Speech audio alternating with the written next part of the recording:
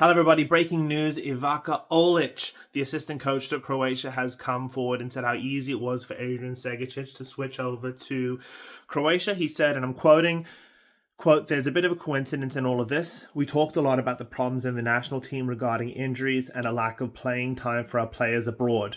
We followed and analysed all possible options across Europe. That's how we came across Adrian Segicic, who had both an Australian and a Croatian flag next to his name. Assistant coach Marko Krinic asked me about his situation. I said I didn't know and that we would check. I got in touch with director Stipe Pletskosa, who told me that they hadn't contacted him and that he hadn't played for the senior national team and that there was a possibility.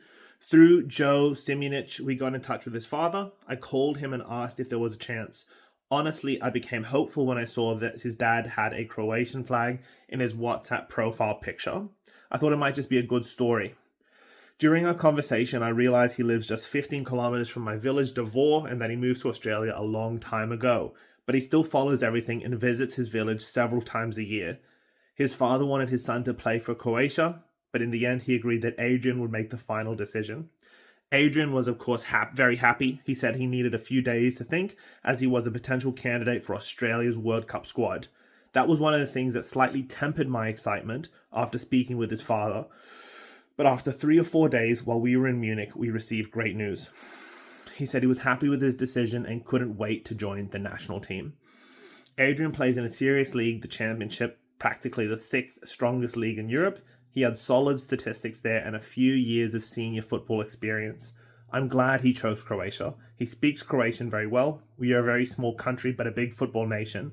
We need to fight and appreciate every player we gain, especially when someone else has essentially developed them. I'm going to be really upfront and honest with you. We have to recruit these sorts of players. On a prima facie level, I completely agree with Popovic that players should want to play for the Socceroos, but the reality of the situation is that we cannot leave players out. If Croatia extends past the Socceroos this World Cup, that costs us financially and in terms of our ranking as well.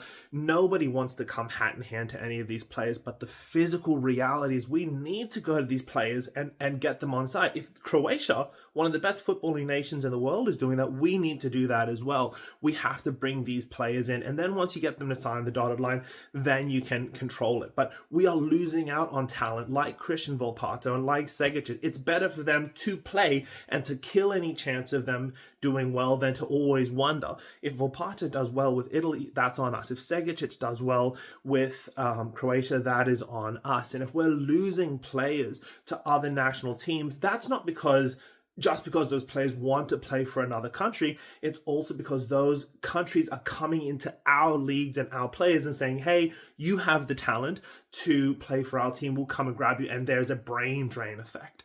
I want to hear what you guys think. Let me know in the comments.